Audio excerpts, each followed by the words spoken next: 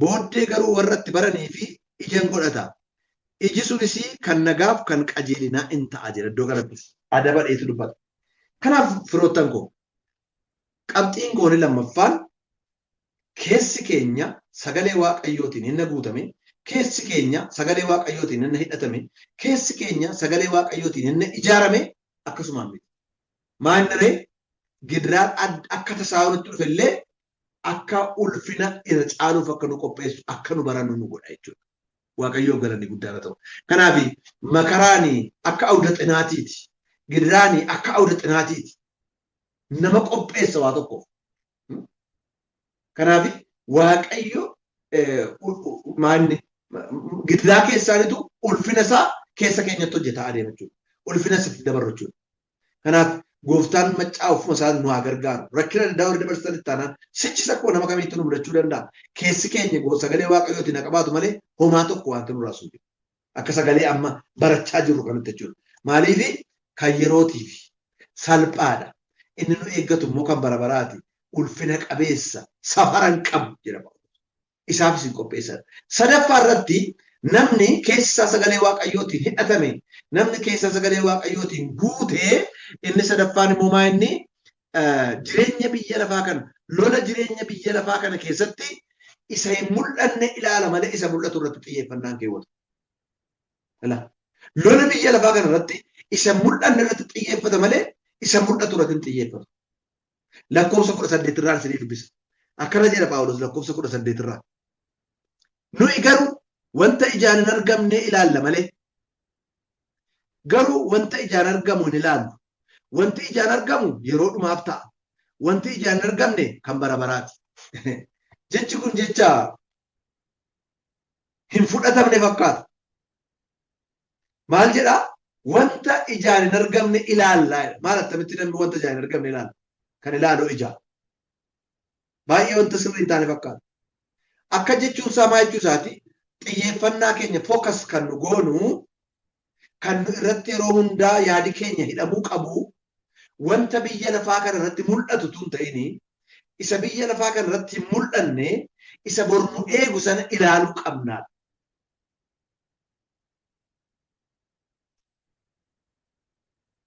Waa'ee xiyyeeffannaati, waa'ee fookasiiti kan dubbatu. Kiristaanoti ilaalcha isaanii xiyyeeffannaa isaanii jijjiiruu qabu. Wanta irratti xiyyeeffatan adda baasanii beekuu qabu. Kanaafitu Phaawulos nuyi isa ijaan mul'atu hin ilaallu. Akka jechuun iji keenya waan lafarraan argachuu miti. Rakkina hin argu, bal'ina hin argu, sooroma hin argu, hiyyeessa hin argu, rakkataa hin argu, dhabaa hin argu, isa quufee akka barbaadu ta'u hin argu, maayinni jastisiin baduu hin argu, yoo inni immoo tokko cunqurfamuu hin argu, innis akka jechuu miti. Akka jechuu miti. Keessi namaa sagalee waaqayyootiin gaafa hidhatamee guutamu yeroo hundaa hidhati keenyas waaqa irratti ta'a jechuudha. Isa waaqarraa yaadna jechuudha. Isa waaqarraa abjoonna jechuudha. Isa waaqarraa dhaggeeffanna jechuudha. Isa waaqarraatiif xiyyeeffannaa laanna jechuudha. Waaqayyoo garanni guddaan ta'u. Isa mul'atu. Isa mul'atu tun isa hin mul'anne. Inni mul'atu ni jedhu kuni biyya lafaa kanarra jiru jechuudha. Gifii adda addaa jira. Qawusii adda addaa jira. Oduu suukanneessaa jira. Waan dhaga'uu isinitti hin tolle meeqa jira. Ilma namaa gara jabinaani wanti inni amma godhu gaafa laaltanii maal akkamitti kun biyya lafaa biyya keenya irra taa'e. Baay'ee waan nama suukanneessu dhageessu. Sooshaal miidiyaa wanta argitu odeeffannoo namarraa dhaggeeffattu kan isin dhibu. Wanta namatti hin tolle. Kadhatamaa ture keessatti nan yaadadha. Mata dureen meetiin dhiyeessite kana ture. Namumti keenya wanti inni wal godhaa jiru waaqayyo duwwaa na ilaalu.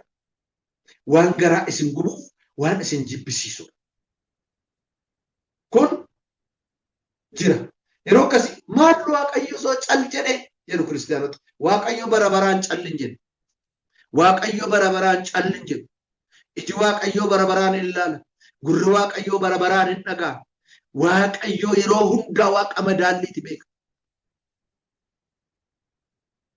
Tasa waaqayyo akka namaa miti akka namaatti yaadu. Kanaaf maayinni sagalee waaqayyootiin keessi keenya hidhatamaadha taanaan wantoota biyya lafaarraa nama suukkanneessu, wantoota abdii nama kutachiisu, wantoota gara fuulduraatti harkaanfachuu nama dhowwee achuma akka lafa dhiinu nu godhu, wantoota qooda gara fuulduraatti deemnu daawwan gara booddeetti deemnu nu godhu adda addaa ilaallee hin bararru. Isa ijaan hin mul'anne ilaallaa. Waaqayyoof galanni guddaadha. Inni ijaan hin mul'anne abdii guddaadha.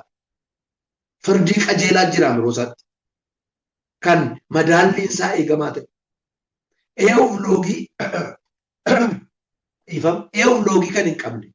Obboleessa koo durbii koo eessuma koo kan hin jenne. Mataadhaan kan hin taane. Wal beekumsii firummaan hidhataan kan hin taane guyyaan isaa jira. Wanti ijaan mul'atu lafarratti ilaaltan kan yerooti. Akkuma sila qabxii tokko irratti yaadadhaa. Girraan nu mudatu inni yeroo fi kun salphaan akkuma jedhe iddoo kanatti immoo wanti ijaan mul'atu kan yerooti. Wanti hunduun darba kan isin wanti hunduun darba.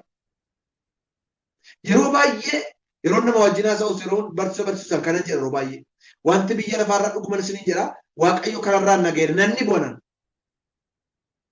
mana darbii meeqaa qabaadhaame yoon immoo mana beedruumii 5 6 qabaadhaa baazruumii 5 6 qabaadhaa kan isin dhibu siree waxinoo tokko irra ceeftanii bultu bakka kanaas kana haalan jiru wanti tokko akkasitti yaadan. Gaaf gaafatu mantaa ribina qabee achumatti ribina qabee kanuma dhagee bitee bakka jira akkasuma waan tokko jiru. Namni isa yeroo fi ilaalu garuu ilaaleetu jireenya isaa tuffachuutti ka'a. Annan fiigaa nan ba'a akkasin godhaa inni kaan immoo kunoo na booddeedhuma ka'ee achi ga'e hankookun maalii carraadhuma kooti immoo qoricha natti godhammoo fuutuudhaan na biraa maal guurtuudhaan guurammoo jedhee waan hin taane zabazzaba namni. Wanti biyya lafaa kanarraa ijaan mul'atu hundumtuu kan yerooti. Wanti ijaan mul'atu. Girraa isin argitan kan yerooti. Badhaadhinni isin argitan kan yerooti. Jibbi isin argitan kan yerooti. Ajjechaa isin argitan kan yerooti. Walqooduun isin argitan kan yerooti.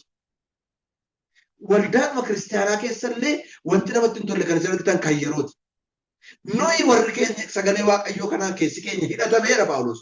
Kanaafiyyuu hidhatameera bakka ta'ee fi kan yeroo kana dhiibnee kan bara baraasa ijaan hin mul'anne ilaalla.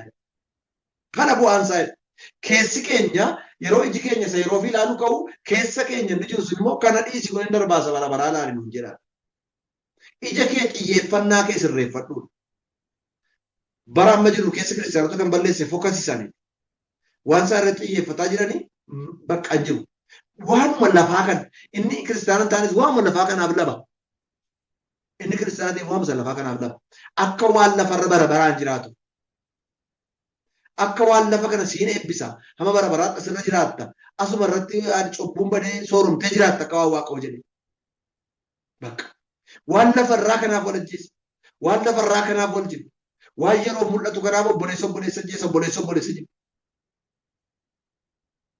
Lafa taakkuu tokko ta'an irratti dhiiga waliin dhangalaasan jedhanii firdi beetii meeqa wal dhaabanii jibba meeqaan meeqa godhu namooti kan isin kiristaanota mataan isaanii. Waan lafarraa hundumtuu wanti mul'atu kuni hin darba bakka ta'ee fi nuyi xiyyeeffannaan keenya isarra jiru. Isa hin ilaallu jedha Phaawulos. Maal malee isa mul'anne ilaalla. Warri hin mul'anne kun immoo maal fa'a isaan abdii waaqayyoo ilaalla. Mootummaa waaqayyoo isa bara baraa ilaalla.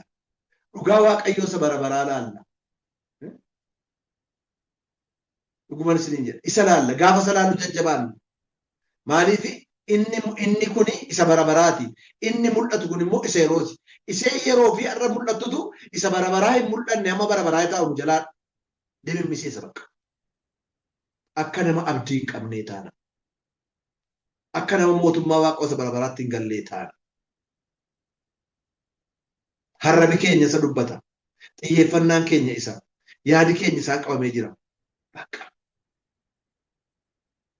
Gooftaaf galanni guddaan haa ta'u. Waaqayyo gooftaan ofii isaatiin nu gargaaru. Kanaafiyyuu isa yerootii fi isa bara baraa gidduu akkaataatti kiristaanoti deebii qorumsa isa yerootii dhufuu fi ulfina isa bara baraa gidduu jiru akkaataatti kiristaanoti deebii itti kennan murteessaadha. Deebiin keenya murteessaadha. Maaliif lafarra jirra? Ammannaa haala isin marsee jiru ilaaltan oduuna ta'uu, jaanna ta'uu, guyyaa wanta ilaaltan ta'uu waan baay'een abdii nama kutachiisa. Nama dadhabsiisa kadhannaa. Waaqayyoon abdiin eeggachuu nama jalaa tursisiisa. Dhuguma jennee akka namaatti yaadnee akka tokko tokko taana. Garuu sagaleen dhugaan kun keessa keenya jira taana. Keessi keenya kanaan hidhatame taanaani keessa keenya kanaan waan barbaade ta'u firdiin dhugaan gaaf tokko jira. Inni firdiin bara baraa jira. Mootummaan bara baraa jira. Abdiin bara baraa jira. Inni nu eeggannu qajeelaan inni faradu jira jennee keessi keenya lafarra kan isa darbu keessa darbuudhaaf isa fuulduraa ilaala adeemna jechuudha. Ta'uu baannaanoo warri ishee lafarraa duwwaa ilaalan hin gufatu yeroo hundaa. Bara kana nama kiristaanii gufatee tajaajilaniisu waan xinnoo itti saga'a. Waama xinnoo. Egaa hin deemna bakka baay'ee hin deemna bakka ta'eefi hojii wannan baadiyyaa kana na eessa ranna. Abaluma inni ise maal akka jennaan inni ise. Waama xinnoodha. Waama xinnoo. Waldaan silaa baay'ee guurratee hoo eessa achi dhaqe. Na yaada gaaf tokko maqii danneetu farda gaarii fidanii biyyoo guuran. Hojiin dhufan. Inni tokko immoo gaarii fidanii biyyoo guuran maaliif bireen hin kaffalamuuf jedha sooree akka namicha isa fardaa sanaa ho'eef. Namichi kun kanuma dhaga'ee itti dhiisee waldaa dhiisee sokkeedhan. Natti ban maaliif dhufe sirii hojii waaqa hojjechuu. Hin waamtanii hin waamne. Amma horee kaffaltii hin kaffalamuu fi farda kanaaf waan bitamuu jedhe tokko dubbata. Maal ofii nuu fidee dallanee sokke. Maatii nutti dabalanii sokkanii jedhee. Dhaqanii immoo sammuutti itti dabalanii sokkan jedhee gidaan jedhanii immoo itti. Waama xinnoodha. Amma kun waama daamitiin garside.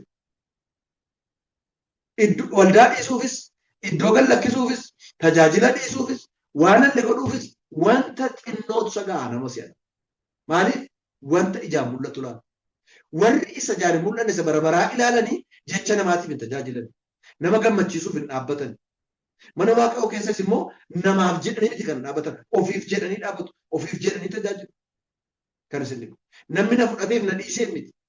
Waaqayyoo fudhannaa Waaqayyoo gammachiifnaan dhimma hin qabaatan. Kanaaf yeroo gidiraan adda addaa biyya lafaarra wanti ijaan mul'atu dhufu deebiin nu ilaallu isa bara baraa isa yeroo fi gidduutti deebiin nu ilaallu baay'ee murteessaadha. Kanaafitu Qolaasaayis boqonnaa 3:1-2 akkana jedha natti tola kutaan sun. Kanaaf akkana jedha Qolaasaayis boqonnaa 3:1-2 akkana jedha. Isiniin dubbisa. Egaa jedha laala egaa Kiristoos wajjin du'aa erga kaafamtanii kan jechuun maal jechuudha? Kiristaana eega taatanii sagalee Waaqayyootiin eega qabamtanii Kiristoos ifan jiraadha eega jettanii cubbuuf du'eera eega jettanii Kiristoos du'aa wajjin eega kaafamtanii wanta Waaqa keessaa iddoo Kiristoos gara mirga Waaqayyoo ta'u jirutti barbaadaa. Yaada garaa keessanii wanta Waaqarra jirutti dadhaa malee wanta lafarraatti jirutti hin hidhinaa. Isa kana ijaan wanta mul'anne argu jechuudha. Isa kana wanta bara baraa ija keenya safoonii lafarra duwwaaru kanaan ilaaluu danda'u jechuudha. Kiristoos wajjin du'aa kaafamtaniittu. Kiristoos sin keessa jiraata. Kan Kiristoos taataniittu. Sagalee isaatiin geggeeffamtu. Eega akka ta'e yeroo hundumaa hawwiin keessan isa Waaqarraa iddoo Kiristoos gara mirga abbaa jiru isa yaadaa. Yaada garaa keessanis wanta lafarraatti hin hidhatinaati. Isa Waaqarraatti immoo hidhadhaa jedha. Waaqayyoo galanni guddaan. Maqaan Waaqayyoo bara baraa dha.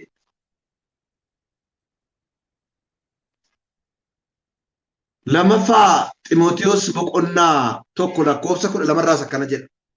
Lammaffaa Ximootiyoos boqonnaa 1:12 akkana jedha.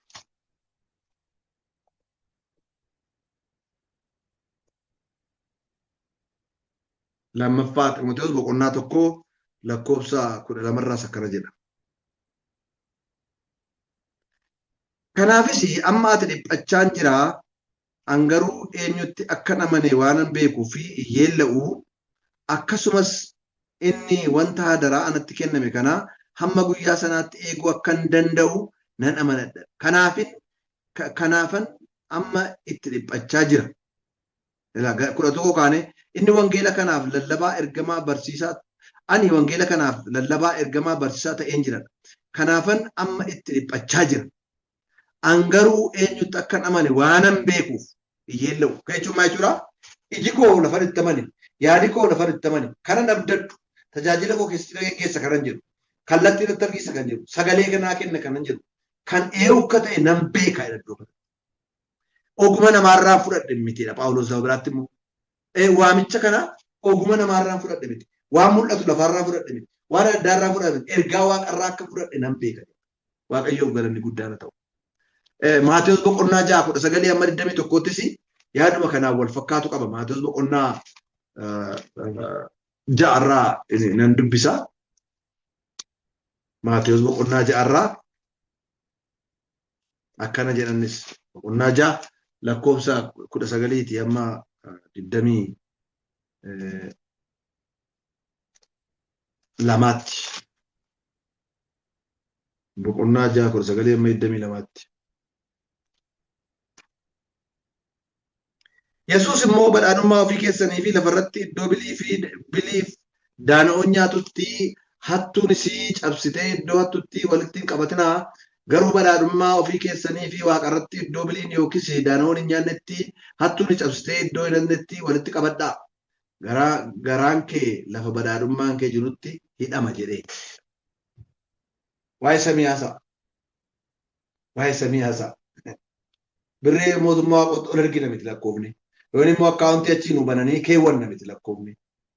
Maal asiroo jirtu isa waaqarraa isa barabaraa galmee keessa waaqarraatti yaadi kee ta'u jedheetu waa'ee hojii waaqayyoo ittiin hojjechuutti iddoo kanatti immoo dubbata jechuudha. Kanaaf egaa sagalee baranne kanatti jiraachuudhaaf maal gochuu qabna? Kutatittiin kun Qorontoos 2:4-16-17tti wantoota kan haasofti. Isa booddee dabartanii gaafa laaltanii Phaawulos boqonnaadhuma boqonnaa 8tti gaafa darbu boqonnaa 5tti gaafa lixu waan biraatti dabaleetu haasa'a. Godoon keenya inni lafarraa jedhee haasa'a. Kun yeroo lallaba lafa du'aatti dubbatamudha yeroo baay'ee. Lafa du'aa malee namni hin dubbatu. Garuu lafa du'aatti akka dubbatamuudhaan miti. Isuma sanaan wal qabatee jira. Maal jedha godoon keenya inni lafarraa inni jedhu jireenyi lafarraa kun kan yeroo fi kan mul'attudha. Kan darbituudhas jedhu wal qabatee deema. Kan du'aaf duwwaaf kenname miti iddoon kun. Kanaaf egaa maal gochuu qabna ree egaa akka ta'e? Maal goonu ree? Maal goonu? Maal goonu? Kanaaf iyyuu kan nu gochuu qabnu wantoota ergammaa an dubbadde qabxii 3 kana irra deebi'ee sirriitti. Jalqaba irratti kan nu gochuu qabnu mudhukuu hin qabnu, dadhabuu hin qabnu, abdii kutachuu hin qabnu. Qooda isaa keessi keenya haara'uu qabu. Maaliin sagalee waaqayyooti? Maaliin hafuura waaqayyooti? Keessa keenya kan haaressuu danda'u kanuma. Ispeer paartiin itti qayyaranii akka makiinaa zayitii itti naqanii utanii godhan hin jiru. Kan koof kan keessan kan nu haaressus, kan nu qulleessus, kan nu jiraachisus hamma bara baraatti qajeelfama kan nu ta'e isa jiraataa bara baraa kana. Maqaan isaa bara baraan kan eebbifame. Kanaaf isa nyaachuudha. Kanaaf isa dubbisuudha. Nyaachuuf dubbisuu dhaggeeffachuun waan mootummaa ta'e ittiin jiraachuudha. Inni guddaan isa kana. Tariin dubbifanna ta'a. Tariin dhaggeeffanna ta'a. Tariin baranna ta'a. Hammam sagaleen waaqa nu keessatti hojii hojjeta. Sagaleen waaqa nu keessatti hojii hojjetaa dhuguma isiniin jira haara adeemna. Yeroo hunda haara adeemna. Akka sagalee sila barannu. Torban tokko haaromnee deebinee siilloofna. Yeroo hundaa guyyaadhaa guyyaatti haara jedha Phaawulos. Eeyotu haaressattan waaqayyo gooftaa maccaasaa hundumaa gochuu danda'utu keessa namaa haaressa. Yaada namaa haaressa. Abdii namaa haaressa. Qalbii namaa haaressa. Of kennuu namaa haaressa. Dandeettii namaa haaressa. Karaa sagalee isaanii jechuudha. Kanaaf wantoota adda addaatiin qoodamuu dhugnu wantooti maalni arginu waan adda addaa guyyaadhaa arginuuni qooda ilaallee abdii kutannu guyyaadhaa guyyaatti akka haaromnu barree sagalee waaqayyootii qabamnee haara adeemuu nu gubbaa jira. Lammaffaa irratti kan nu gochuu qabnu maa inni jettanii makaraan kamtuyyuu gara ulfina ulfaataa bara baraatti akka nu ceesisu beekuu qabna. Makaraan kamtuyyuu tarii makaraan argine ta'a waaqayyoof galanni guddaan ta'u ammoo nu argisiisin. Yoo dhufes yoo argines immoo xinnoo ta'u guddaa qabu hunduma isaatiin salphaaf xinnoo jedha Phaawulos. Maaliif kan yerooti bakka ta'ee fi ulfina isa guddaa safara qabnetti nu dabarsa bakka ta'e. Kanaaf makaraan gara jireenya gara zalaalamaawwi kibir yaashagaagirana. Nu ceessa jechuudha. Gara ulfina badhaadhaa ta'etti ulfina qabeessa ta'etti nu ceessa. Kana beekuun nu gubbaadha. Kanaafiyyuu yeroo waan tokko nurra ga'u Waaqayyo maa inni kun. Kana booddee ulfinati kanaan immoo fiddu maa inni. Yeroon kee immoo yoo jennee gaafachuun baay'ee gaarii. Malee bakka qooda gungumnee achi jennee waan tokko fiduu hin dandeenyu humaa gungumna malee Waaqayyoon kumanna malee. Namoota otoo keessa ba'anii maal abbaa komiti maal fedhan kumaddu abbaa isaanii isa foonii isa lafarraa si'u ta'een beeku. Waaqayyoon kumatamu. Waaqayyo yeroo hunda bara baraan gaarii. Qooda isaa yeroo waa tokko dhufu hii Waaqayyo kanaan immoo maal na barsiifta. Kanaan immoo maal furmaata naa laata. Kanaan immoo maal na argisiisuuf jedha. Kanaan immoo maal naan hojjettee dabartu. Kanaaf gidda kamtuyyuu nama hojjetee darba jechuudha. Waaqayyoof galanni guddaa ta'u. Deebi'ee ilaalcha keenya xiyyeeffannaa keenya fookasii keenya haleenjifnu. Yeroo baay'ee ana dabalatee kiristaanota baay'eedhaaf rakkinni maa inni isa yeroo ofii nu rakkisa. Xiyyeeffannaan keenya waanuma yeroo ofii irratti kan isa. Utuma beennuu faalle. Kanaaf iyyitaa keenyaalee innaa salxan ilaalcha keenya fookasii keenya tireena goonu fookasii keenya. Tireen ta'uu danda'a, leenji'uu danda'a. Dhuguman isiniin jedha. Guyyaadhaa guyyaatti wantoota xiyyeeffannaa keenya waan lafaatti fudhatanii dhufu irra ta'e hidhii jennee xiyyeeffannaa keenya isa waaqarraatti fudhachuun baay'ee gaarii. Dubartii kaatolikii tokko yaadadde Maazar Baaziliyaa Shiliin jedhamti. Kitaaba isheen dubbise tureera baran dubbise kitaaba ishee. Dubartiin kun maal jetti gara isheen dhabu kaatolikiidha. Yeroo haalli biyya lafaarraa sitti dukkanaa'u ati immoo ifa isa waaqarraa laalii faarfadhu jetti. Yeroo har'a taa'ee ilaalu xiyyeeffannaa kee dukkana naannoo kee irra hin kaa'inidha. Dukkana sana gara ifa tokkotu jira kan si eeggatu. Dukkanni nama yeroo si dhufe sun haalli suni kan yeroof bakka ta'eef si liqimsin abdii si kutachiisin isarraa ifa isa waaqarraa ilaalii faarfadhu jetti. Akkasi ilaalcha ofii leenjisuu jechuudha. Fookasii ofii tireen gochuu jechuun akkas. Gooftaan maccaa nu gargaaru. Guyyaadhaa guyyaatti dhugaasa ta'e isa waaqarraa kan calaqqisiisu kana kadhachuun nurra jiraata. Maxaafa qulqulluu dubbisuun nurra jiraata. Waaqeffachuun nurra jiraata. Ajajamuun nurra jiraata. Iyyitaa keenya leenjisuu yenna barbaada. Namoota tokko tokko kan fudhatte nama waldoo tokko tokko kan isaan gadaamitti galan yookiin immoo immaan gadaamitti dhaqanii galu miillaan deemu biyya lafa alaan baqqaanyu. Ilaalcha koo barra godhadhaa waa'ee waaqayyoon waa'ee yaadachi taa'e akaayii nyaataa miillaan deemaa bakka qulqullina isaa badaa mataa isaa guddisee cinii duwwaa ta'e waan illee ta'a waaqayyoof jedhee ta'u saaqolee inni sigaantinii ilaalcha gara biraa qabaa akkas ta'e fayyinaan yaadu. Garuu achi ta'anii kan isin dhibu isaan gidduu maaltu jira jettanii geeyiif leesbiyaanitu immoo jira jechuudha. Humnaan mitidha kan isin dhibu. Gaafa kadhannaan gaafa sagalee waaqayyootiin goonu waaqayyo ilaalcha keenya leenjisuutti qaba. Wanti lafarraa yeroo dhufu wanti lafarraa arginee deebi'ee immoo yeroo barbadu maal jennee abdii qooda kutannuu qabu. Bakka ilaalcha isa waaqarraati. Yeroo tokko tokko mani yeroo namni tokko tokko nama biraa miidhu nama aarsu jira. Miidhaa godhanii walii galanii admaa godhanii darbatanii waldaa keessaa baasanii yeroo jiru sagalee waaqayyoo maayidha isa olol jedhu jira isa olol jedha gararraa inni olol jedhu jira bakka inni iftu waaqayyoo jettanii guyyaan jira. Biyya lafaa kanarratti namoota fitii barbaadu. Fitii yoo jettan biyya Jarmanii hin jiru. Ameerikaa fitiin hin jiru. Ameerikaa immoo caala fitiin qabu hin jiru. Biyya keenya fitiin hin jiru. Bakka. Dhuguma isin jira. Warra Ameerikaa kun barbaannaan gurraacha fuudhanii shugguxiidhaan gurratti qabanii lafa buusanii asii immoo milishaan tokko nama tokko darbate immoo sabaa hima ta'anii immoo laxxafu asii. Kan isaanii ajjeesuu rakkinan qabu asii immoo waa tokko ta'e beekaa afarsanii guddisu. Biyya lafaarra maaltu hin jiru? Fitiin hin jiru. Kanaaf biyya lafaarra olaaltan fitiin argadhattan wherever you go lafa barbaaddan yoo rattan hin jiru. Eessaree inni firdii jal'ifne qajeelaa waa. Gaafa isaa yaaddanitu keessi keessa qabbaneeffata. Malee aartanii gubattanii waan barbaaddan jettanii kadhattanii dhayi buqqisi cabsettanii waan barbaaddan jettanii hin cabsus hin dha'us hin buqqisus. Adhabee miti waaqayyo. Qajeelaadha guyyaan firdii jira. Gaafa salaaltan bakka waaqayyo qajeelaadha jettanii jiraachuutti qaba. Kanaaf guyyaa guyyaadhaan akkasittiin ilaalcha keenya leenjisaa adeemna jechuudha. Deebinee kan nu gochuu qabnu maa inni gidiraa kam keessatti iyyuu jabaatanii dhaabbachuudha. Bakka Maaliif qabxii tokko faaratti ilaalleeru. Gidiraan kamtuyyuu yoo dhufe kan yerootiif salphaadha bakka salphaadha. Namoonni tokko jirummaa alamii dhiyeessutti qabbanee yeroo haasa'u bakka. Waan barbaadde hojjettanii nan dadhabe jedha. Akkuma maal rakkina maalii qaba isiniin jiru. Wanta sana haa godhan hin godhini bakka salphaadha hunduma salphaadha isiniin jiru. Jiru namoota akkasii. Namoota akkasii otuu xuruu xiyyeeffannaa isaanii sirreeffatanii namoota gaariidhaan jedha. Salphaadha jedhanii dhiisu malee salphina sana keessa immoo ofiin jiraatan bakka ta'edha. Nama jireenya jajjabeessuuf kun maal badaan har'a siif xalaa. Dhugumaan isin jira. An argeera ofii kooti argeera.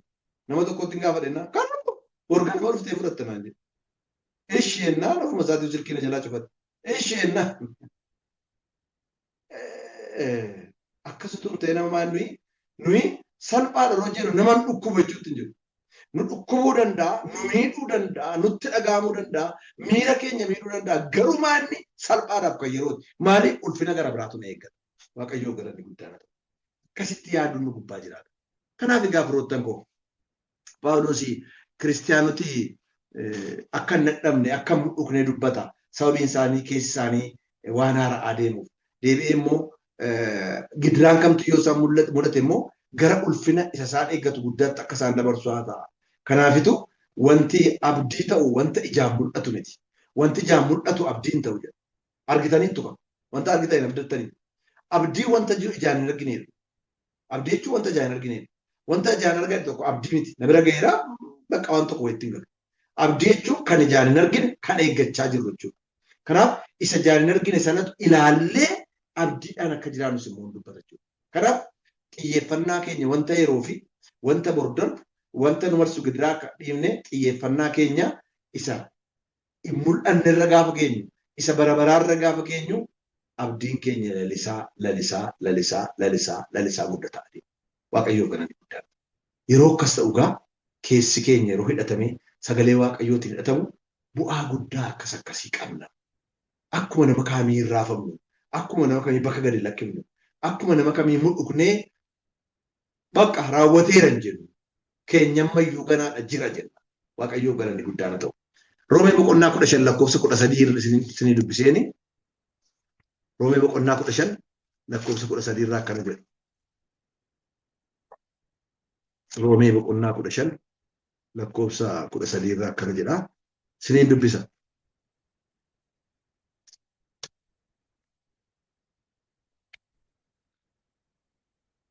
Humna hafuura qulqulluutiin abdiitti guddachaa akka adeemtanitti Waaqayyo inni abdii namaaf kennu isatti amanuu keessaniini gammachuu nagaa hundumaan isin haa guutu jedha. Buraakeedha eebba laalaa wanta ni jedhu.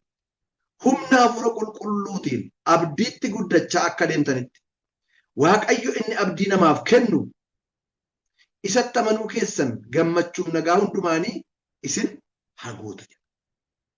Dhugaan isiniin jedha qabxii kanarra deebi'aa ilaalaa. Ishee qabxii xinnoo kana gaafa ilaaltanii akka sanatti jiraattu taanaan biyya nagaa hin qabne keessatti nagaa qabdu sin. Biyya abdii hin qabne gidduutti abdiima qabdu sin. Biyyi lafaa kun wal gahee dhumee yoo jedhee ilaa galaanatti amii du'aa keessa yoo deemtan illee abdii qabdu sin. Mul'ata boqonnaa 21 lakkoofsa 24 irraa waan isiniin lakkoofsa 14 irraa isiniin dubbisa. Mul'ata boqonnaa 21 lakkoofsa 4 irraa isiniin dubbiseen xumura. Inni imimmaan hundumaa ija isaaniitti naqaa wanti duraa waan darbeef ilaalaa ammayyuu wanti duraa waan darbeef gidiraan lafarraa waan darbeef wanti mul'atu nama goomsu lafarraa waan darbeef wanti nama mudatu hundumtuu waan darbeefi egaa duunni deebi'ee hin argamu gadduun iyyuun waraansisii si'achi hin jiru jedheetu dubbata. Waaqayyoo gooftaadhaaf galanni guddaan haa ta'u. Kanaaf obboloota koo keessi keenya maaliin hidhatamee jira? Keessi keenya maaliin guutee jira? Dhuguma sagalee Waaqayyoo kanaan keessi keenya hidhatamaadha. Akkuma dhiirri qabattoo hidhatee akka ittiin buunetti hidhatutti mudhiin keessa keenya maaliin hidhamee jira? Waan biyya lafaati baazinkee kanaani? Waan yeroof darbu kanaan hidhatamee jira? Oduu biyya lafaatiin hidhatamee jira? Wanta ulfina Waaqayyoo hin taane meeqaan hidhatamee jira? Kottaa keessi keenya sagalee Waaqayyoo kanaan haa hidhatamu.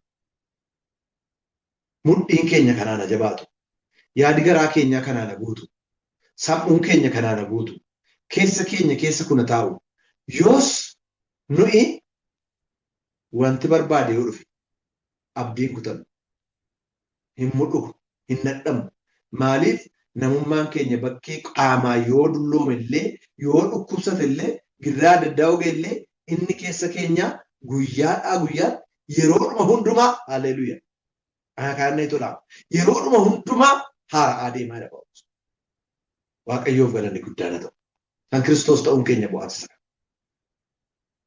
girraan nu enne immoo inni dhufe illee makaraa maan ulfina sattaanuun nu qopheessa lolli biyya lafaa kana gibbi fooniif hafuura gidduu jiru immoo lolli kun immoo maal yeroo ta'utti nu isin yeroo akkasii maan ilaalcha keessan xiyyeeffannoo keessanii wanta mul'anne irra godhaa wanti mul'anne isa bara baraati mootummaa waaqayyoo firdii waaqayyoo dhugaa waaqayyoo jireenya waaqayyoo bira jiraachuu qaama haaraaffatanii gammachuudhaan jiraachuu inni kanaan duraa darbee si'achi du'i lafa jira jiraachuu jechuudha akka mul'ata boqoo Yohaannis 21 irraa amma laalletti. Kanaaf keessa fi sagalee waaqayyootiin hidhuun yeroo ofii balleessuu miti qabsa. Hojii hiikuus miti. Nama biratti gooma fakkaachuu danda'a, doofaan fakkeessuu danda'a, giddallam rakkina qabu homaa giddiin qabaatina. Waaqayyoof galanni guddaana ta'u. Bara amma jirru kana immoo yoo akkas ta'e keessa baana. Yeroo kamira yeroo gidiraan nutti dhiyaatee jirudha. Yeroo kamitti wanti nu neenne taateen nu hin neenne har'a jiru jenne bor mul'atudha. Eessatti alatti tun ta'in waldaa kiristiyaanaa keessatti illee. Charchii keessatti illee. Rukutaa cabsaa ajjeesaa bara jedhanii kiristaanoti walii isaaniitiin beektu. Engadda polis tokkotu waan agarsiisu irratti hime. Qabbaneetti illee himne. Rakkoo amma uumamaa jiru, walajjecha amma uumamaa jiru harka 100 keessaa 75 kiristaanota naan. 100 keessaa 75. Lakkaa yoo tisita lakkaa namoota hin beeku. Wanta suukanneessaa adda addaa kan biyya lafaarra ta'ee hin beekne gara jabina gadhee kan godhanii wal fixaa jiran ijoollee waldaa keessaati. Faarfattoota warra turan, daaqonoota warra turan, lallabdoota warra turan. Kanaaf barri nu amma jirru isa kamirrayyuu wanti nu hin laalle wanti haaraan nu marsu waan baay'ee jiru. Haa marsu malee Iyyasuus Kiristoos bara baraan jiraataa dhufu. Dhugaan isaas bara baraan jiraataa dhufu. Sagaleen isaas bara baraan jiraataa dhufu. Kanaan hidhannee dhugaa nu keessira bakka ta'e dhugaan lafa hundaattu dhugaa dhufu. Har'a lubbuun keenya darbee dhugaa dhufu. Waanuma tokko wanti booddeetti hin deemsu jiru. Wanti nu roomisisu jiru. Nuyi isa kana garasii ilaalla bakka ta'e. Gooftaan ayyaana isaatiin nama dabalee daddabalee dubbii isaatiin keessa keenya nuuf haa eebbisuu. Ana dabalatee waaqayyo nu haa gargaaru. Waaqa osa dhageenya nuuf haa eebbisu.